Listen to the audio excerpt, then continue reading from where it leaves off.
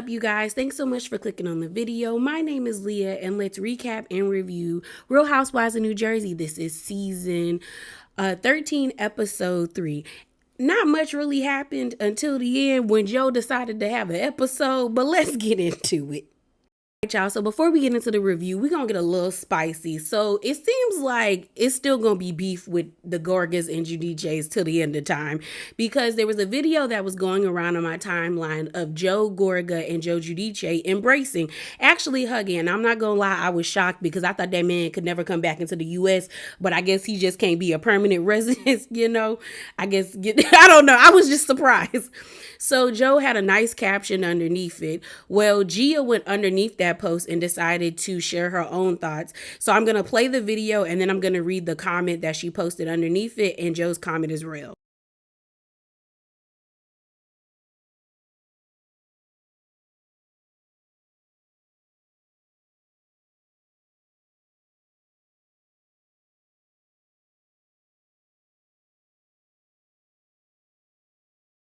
All right, so this was the caption that Joe put underneath this video that he posted. It goes, both walked into the same bar at the same time. A lot of history there. We have memories since we were kids. I'm happy he's doing well and looks good. We were both happy to see each other and catch up. Glad someone caught it. Hashtag life, hashtag RHONJ. So Gia went underneath and said this is honestly comical knowing you were with him for not even 5 minutes and were able to have somebody take a video of this interaction. Meanwhile, all you have done is talk so poorly about my father. You are such an opportunist to take advantage of this once in a lifetime opportunity to see my father and use it for a post. So then Joe responded back to her by saying, we both have said horrible things about each other. It was a nice moment. We have a lot of history. Get the hate out of your heart. So here's my thoughts, y'all. The video was cringy. Joe was doing too much for me for putting his head near Joe Giudice's head. Joe Giudice looked like he was just like, oh, hey, I'm here just to be here. I was still surprised that this man is back in the country, because I thought once you get deported, you can't come back.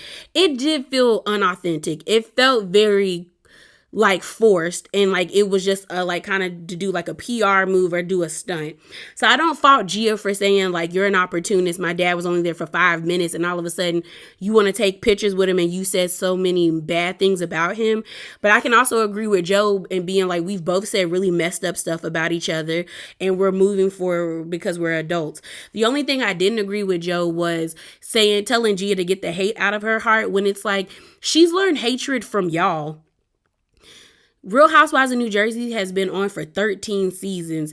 And Gia and all her siblings and her cousins can type in Teresa versus Joe, Melissa versus Teresa, the Giudices versus the Gorgas. And she can see visual proof of her mom, dad, her aunt, and uncle cussing each other out, saying the most disrespectful stuff to each other, fighting one another. She can also see her cousins, like Rosie and Kathy's family, arguing and fighting each other and threatening each other. So if we're talking about get the hate out of your heart, let's put accountability and say y'all have taught your kids to hate each other. Because I guarantee you, Joe and Melissa's kids probably feel the same way same way as Teresa's kids about Teresa. The sentiments can be thrown back and forth, and the only people to blame is y'all because y'all are the adults. But yeah, I'm tired of them. I'm just tired of them. Let's move on. All right, y'all. So the episode opens up and we're still at Danielle's mozzarella party, and Teresa and Melissa are still going back and forth. And Melissa pretty much tells Teresa, girl, you're not going to paint me a liar, but I am happy for you. I want to see you have your happy ending, Teresa. Teresa receives it and she's like, okay, well, would you like to be in my wedding party now? And Melissa's like, girl, no, you ain't want me there in the beginning. We all good over here. I'm fine. And they hug it out and they try to move forward. Honestly, it's a load of BS. I'm sick of them because they do this all the time. They have in the beginning of the season, they're all good. They're hugging on each other. And then by the end of the season, somebody does something that rubs the other party the wrong way. And then they back to beefing. But I feel at this point, if we're going to continue on with the cast being this cast, I don't want to hear about Teresa and Melissa still beefing, because we've been doing this for 13 seasons and I'm over it at this point, because it's neither one of them are going to leave. Melissa and Joe not trying to leave this because this this is their main bread and butter that keeps their lights on at their house. Teresa's not going to leave because of the same reasons. So at this point, just function as co-workers. Move accordingly. Y'all can be cordial and keep it pushing. Just do that. Because at this point, I'm tired. I'm over it. Over it. So the next scene we see is of Dolores, Frank, and Paulie. So at first it's just Paulie and Dolores at Dolores's house. Y'all, I saw this video of Paulie at Dolores's home, and he was like sitting on one of the chairs in her not her dining room, I think it was her living room. And all the dogs that she has were like running up and through the house around him. And that man just looked so overwhelmed and over it. And I felt so bad. And my thing is like, I enjoy animals. I love animals. But there comes a point when like people have too many, and it's like, what do you need with all these dogs? What do you truly need with all these dogs? That man looks so appalled in that video. Well, while he's there, they're getting ready for Frank to come over so he can film his part of the calendar shoot. And he's going to be Easter. Frank walks into the house. They have a moment. And then Frank and Paulie get to discussing. It seems like Frank and Paulie have like a cat and mouse kind of banter where they go back and forth with each other, but it doesn't seem like contentious on Frank's part. It does kind of feel like Paulie has an issue with Frank, but it is what it is. Like, Dolores seems to really like Paulie, so I don't think Paulie is going anywhere, and I don't think Frank is going anywhere, because I do think Dolores cares about her friendship with Frank. But they start to talk, and Paulie pretty much feels like Frank should have came to him and told him how his family works. I didn't like how Paulie was like, you can't send a woman to do a man's job. And Frank's whole thing is like, well, I don't have your number, bro. So the only way I can communicate with you is through Dolores. And it's kind of like, well, whatever she wants, I want too. I want us to be cool. So Frank decides to invite Paulie to his boys' night, where he's inviting all the guys on the show to come hang out with him and get drinks. Paulie's like, I might come if I can get off, if I got time. And I'm like, well, Paulie, it doesn't seem like you're trying to make an effort to be cool with Frank in this moment. And at first, the first 2 episodes, it felt like Frank was the one that wasn't trying to make an effort with Paulie, but it's starting to feel like Paulie is the one that doesn't want to make an effort with Frank. And I understand that there needs to be boundaries set when it comes to adding someone new to your life. And like, Frank isn't the only guy in Dolores's life anymore. So I'm not faulting that, but it just kind of feels like Paulie ain't really trying to try. And it does kind of seem like Frank is trying, but I guess it might switch up even more as the season goes on, because we might get more about the dynamics that they have. But they do call each other, Frank calls Paulie Buzz Lightyear, and Paulie calls Frank Mr. Potato Head, which I do kind of think is funny. Then they did Frank's pictures. He got to lay off whatever he doing, because he looks so constipated. I was scared. That's a scary Easter bunny. So the next scene we have is of Rachel and her husband with the Beijing going to take birthday pictures with their oldest daughter, the 2-year-old. I think her name is Janelli. Y'all know me and names. But she's a cute kid. And we end up getting Rachel's like pregnancy journey. I think is that what people call it, or IVF journey. Either way, I felt like this scene was awkward, and like a lot of people were saying online, we aren't that connected towards Rachel that this should have been a story that was presented to us this fast. Like, it should have been something like later on in the season for us, you know what I mean? Because it just felt out of place. It felt weird that she was sitting down, like, because one minute she was so excited about seeing her daughter take the pictures, and then she just started crying. And I was just kind of like, it probably is the pregnancy hormones, because she just had a baby. Like, the third child is only like looks every bit of like 5 or 6 months old. So her hormones are probably still trying to like regulate themselves. But what we find out is after she got married to her husband, they ended up she ended up getting pregnant. But unfortunately, she had a miscarriage, and she started IVF, and she said it was a very taxing journey. Like, it's a struggle. And She ends up saying, like, like she was happy that she was able to have her girls, but she wants to have another kid because she just feels like four is the right number for their family. She has five embryos, so she has time to get pregnant.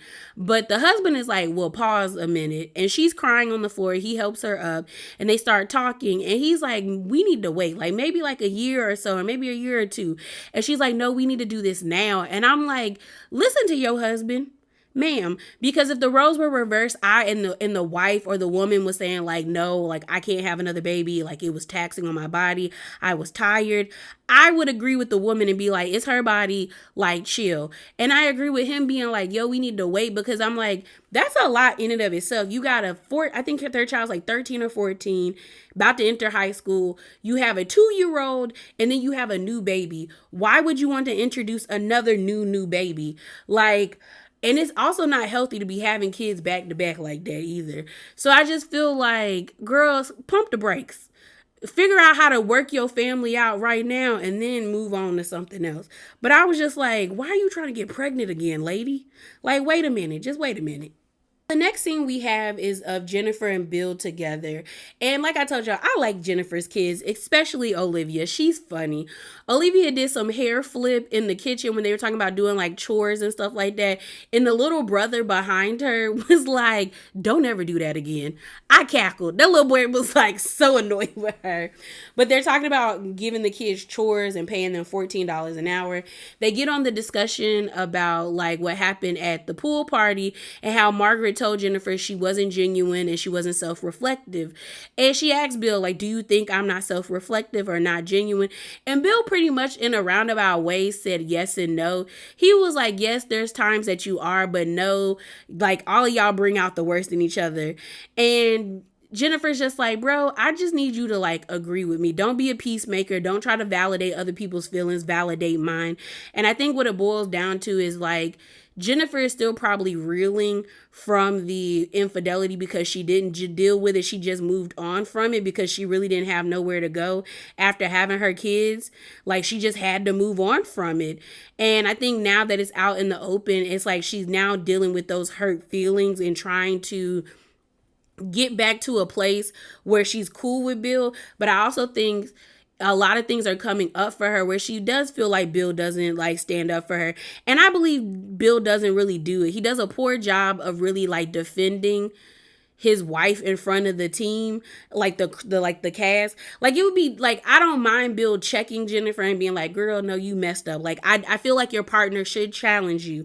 But when we out in public, bro, we are a united front, and oftentimes it doesn't feel that way when with Bill and Jennifer. It kind of does feel like Bill be trying to play peacemaker and be neutral. And sometimes you don't want that. Sometimes you want your man to be like, y'all back the hell off my lady. Like, shut up. And Bill don't give that. Bill's not doing that. He's not. So the next scene we have is of Margaret, Melissa, and Jackie eating lunch together. And Jackie looks good. I was happy when they were like ordering food and she actually got salad with some shrimp on it. And it wasn't like the same thing she always get, like she says. She looks really good. So I'm glad she's making progress on her journey to recovery. They asked Jackie about the whole Danielle situation, and we find out that Jackie did look Danielle up and down. So Danielle's assumptions of Jackie were true, that she felt like Jackie was judging her. And Jackie's whole thing is like, well, it looked like she got it out of, like, her clothes were so wrinkled, like she just threw it on out of the hamper. And I'm looking at Jackie like, girl, who are you? Like, you are nobody's fashionista. Like, you're not a Marlo. You're not a Dorit. Like, you don't give us a moment for you to be looking somebody up and down. And we've seen you in that exact same outfit. It was just a white tank top and some white shorts. All last season, you were in like a tank top and some shorts, t-shirt and some shorts, crop top and some shorts. Like, Jackie, shut up. So I was like, girl, whatever Danielle give you, girl, you deserve it, because there was no need for you to do that. And you felt real good to say that. It was like, Jackie, pipe down. So then they get on Jennifer and how they feel like Jennifer is spiraling and like she's like a festering wound and she looks so weak and they feel bad for her. And my thing about this is, I struggle with this because no, I think what Margaret did was right. No, but I can understand why Margaret did it because Margaret and Jennifer go back and forth. Like they be hitting each other with grenades all the time. And it feels weird for them to be like, "Oh, I feel bad for her," but it's like you did it. Like you did it. You chose to hurt somebody. So the repercussions of hurting somebody is watching them be hurt. And then if they decide to come back at your throat, it is what it is. I feel like it's so weird to me that people are like, well, they made up and Jennifer shouldn't be going and talking and trying to dig up dirt. Yo, like Jennifer said, everything I have said to Margaret has been stuff that she has talked about on this show.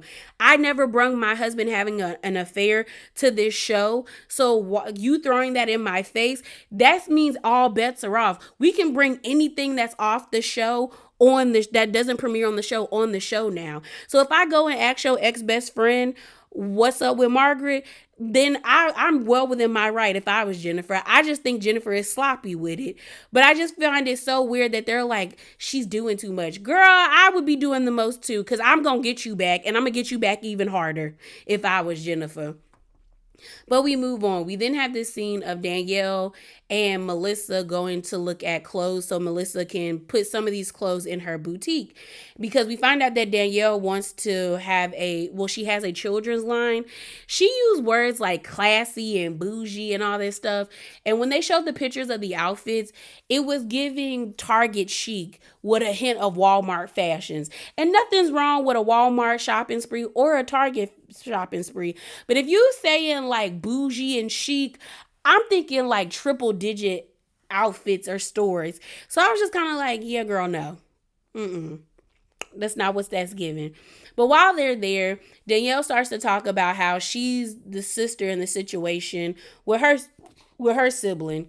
And she was talking about the whole Melissa versus Teresa situation. And what we find out is that Danielle hasn't spoken to her brother in 2 years. And it's all because of something that happened on IG. And Danielle feels like it's the wife's fault. And Melissa's like playing devil's advocate because I'm a wife. There's only but so much I can do because that's still a grown adult, which I agree with Melissa. There's only but so much I can tell my husband to like go talk to your sister, be open to having a conversation with your sister, reach out, and that person does it. Like they're an adult too. So while they're having this conversation, Danielle's like, I kind of get what you're saying, but she's like, I still feel like this, like you're his wife, like you could get him to talk to us if he wanted to. We then go to Danielle's house and we see that Valentina is having an art show. Unfortunately, she couldn't go to the art show because she got sick. I think they said she got sick. But we meet Danielle's parents. Her parents have been divorced since she was 8. They didn't have the best relationship. But once Danielle had her son, she told them, if you want to be in my son's life, you're going to act right. And they decided to start acting right. They get there and the dad is like, they start to have a discussion about the brother. What it seems to be is that Danielle was trying to, become an influencer on Instagram. Her brother was underneath in the comments being a brother, just saying some like disrespectful and being annoying and just coming at her. And so she blocked him. The brother was like, you really blocked me? And she was like, yeah, because you doing too much. We good. So he ended up saying like, okay, that's how you want to do things.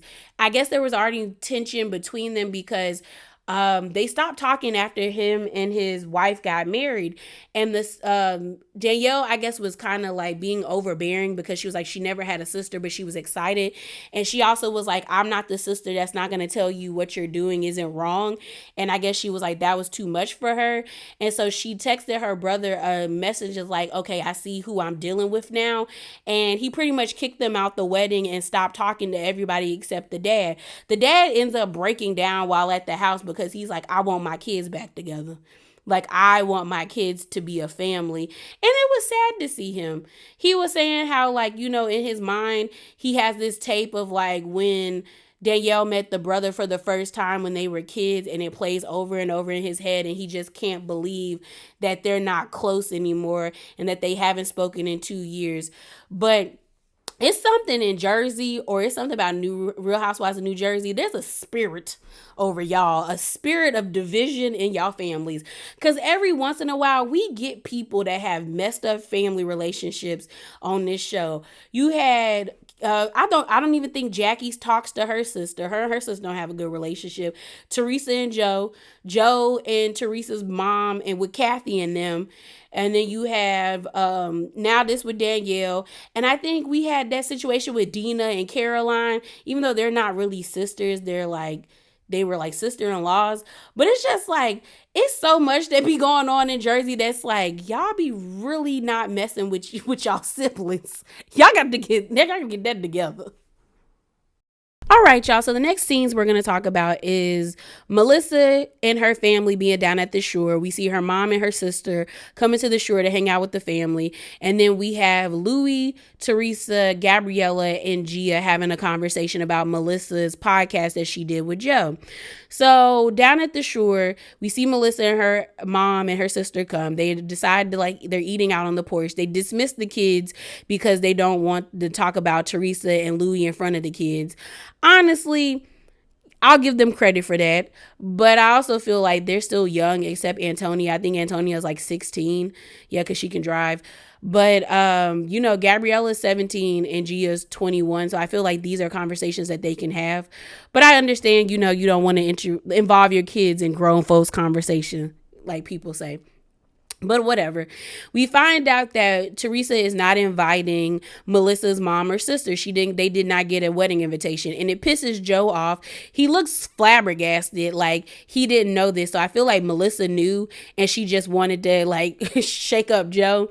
So Joe's like, what do you mean? And in Italian families, it's a big FU not to invite people to events even if you don't like them. It's like you still invite people you don't like to these events. You might not sit them in the nicest spot, but you still invite them. And Joe feels some type of way because it seems like Melissa's mom was very much a friend to Joe and Teresa's dad when he was still alive. So they're just like, eh. And you could tell that the mom was taken aback by it and her feelings were hurt. And Joe just starts to go on like a rant about Louis, where he's like, Louis's weak. He's a pussy. He when we were in LA, no, not LA, I think he said in New York, he told me that he was going to talk to Teresa, and I told him, you need to tell her to apologize to me so we can move on. And Louis pretty much told her, like, she a grown woman. I can only do but so much. Just like Melissa said, you a grown man and I can only do but so much. It's like Melissa and Louis are the same person in the sense of they have two partners that expect so much out of them. And it's like, they can only do but so much. They can only do but so much. So Joe said he gonna confront Louis at boys' night. While that's happening, like I said, there's a conversation between Louis, Teresa, Gabriella, and Gia, and they're talking about the podcast that Melissa did. And I remember hearing this podcast, like people were running the clip, and I knew they was gonna get flack for it. I knew they were gonna get flack for it because basically Melissa and Joe said that like they put food on the table for the kids while Teresa was in prison because Joe Giudice didn't have anybody to film with, and during the special they needed her. And Gia was like, honestly, they only came around when we started filming, so like that doesn't make sense, and she's lying. And the only person I really believed was Gabriella, because Teresa did tell them what happened at the mozzarella party, but she wasn't telling the truth. She said that out of nowhere, Melissa pretty much got mad at her about the seating arrangements when it was like, no, Margaret stirred the pot and you was instigating stuff too by going over there and talking to them. So I'm just kind of like, you're not telling the truth, which makes me feel like Teresa probably does tell them kids false truths or half the story. But like I said, the only person I really believe was Gabriella, because Gabriella doesn't talk about anything on camera. She pretty much doesn't like to be on camera. And I think she was getting hives from being on camera, but she pretty much says they're lying. She was like, they're lying. They're not telling the truth. Like, they really weren't here for us like that. Like, they were there, but they weren't there in the capacity that they're speaking of. And I take that personally because that was 5 years of my life that was very, like, it was hard. It was traumatic. So I do believe Gabriella. And I feel like as the show continues, and if they continue with this whole beef, we gonna start to hear a lot more stuff because the kids are getting older and now they can speak up for themselves. And next thing you know, we gonna hear Antonia speak about Teresa and the girls. So it's a mess. It's a mess. So we move on to guys' night. So everyone shows up to guys' night except Paulie. And I'm like, Paulie, if you're going to be with Dolores, you got to make sure sis keeps her check. So you got to be coming to these events at least once or twice a week. But everyone's there to celebrate Frank. The new husbands seem to like integrate in the group really well. Like everyone was cracking jokes. They were all taking shots and they seem to be having a good time. Before Louis gets there, Bill makes a joke about him being a closer brother-in-law to Louis than Joe. And Joe starts to go on about how he's pissed at Louis, how he found out that his sister-in-law and his mother-in-law aren't invited. And everyone's like, oh, that's kind of messed up. He's like, Louis promised me that he was going to help bring my family together, but he hasn't. He's weak. He's this and he's that. And like Joe is just going on and on and on. So Louis finally gets there. He comes in, he sits down with them. He's like saying hello to everyone. And Joe is just like mean mugging him the whole time while he's making his rounds around the table. He sits down. They then start chopping it up, asking Louis about his bachelor party. And he was like, oh, we can have one with the guys on the same night and one with the girls on the same night. And then we meet up at the end. And everyone's like, nah. And I've been to a joint bachelorette and bachelor party. It was lit. It was a good time. I guess I got lame friends because like the groom's friends was lit. I was with the bride's friends and we all had a fun time. I had a nice time. I had a good old time. And so, they start talking about like who's all invited and Louis is like, oh, I don't know yet. And then Joe starts bringing up about the wedding. He's like, who's invited to the wedding? And like, how many people are you inviting? He was like, I think 150, 200. So then Joe just gets right into it. He was like, why was my sister-in-law and my mother-in-law not invited? Like they were really there for my family and my sister and those girls. And why are they not invited? And Louis looking at him like, man, I don't know. Ask your sister. And he was like, that's BS. Like, you could help. You're not making the situation any better. And then Louis like, Joe, if you let me talk and explain, then like we can get to a resolution. And everyone's trying to tell Joe to let Louis talk. Bill is like, yeah, Joe, just let him talk, let him get it out. So then all of a sudden Joe just gets really mad and starts banging on the table talking, that's bullshit, that's out of. And like Louis is like, okay, bro, with all these theatrics. And I was with Louis. We've seen Joe do this 100 times again where he has like a road rage like kind of moment where he just and it's like, you not about to bust a grape. If you was gonna hit Louis, you should have ran up on him. And Louis pretty much was like, you're not gonna keep disrespecting me and talking to me like that. And then Joe was like, Joe was telling him, he was like, you don't think your sister is hurt finding out that y'all on the internet saying that y'all had to feed her kids and stuff like that? And then Joe was like, oh, they took it out of context. No, you meant what you said when you said it, Joe. Like, let's not do that. So then Joe was like, I'm hurt by her. And Louis like, she's hurt by you too, but she's a 50-year-old woman and it's but so much I can do to rectify the situation. Like, I don't know what y'all want from me. And Melissa's saying the same thing as Louis. And so they finally get Joe to calm down. And Joe was like, well, reach out to your sister. And Joe's like, I don't know, because I don't want to be hurt again. And then they said, like, the older sister is supposed to be like the matriarch of the family. Once the mom is gone, she's supposed to keep the family together. And I'm like, that's not everybody's job. Okay. Some people aren't good at that, but they ended there. So honestly, Teresa and Joe are the same person. They both want the things out of each other that they can't give one another, and they both lack accountability.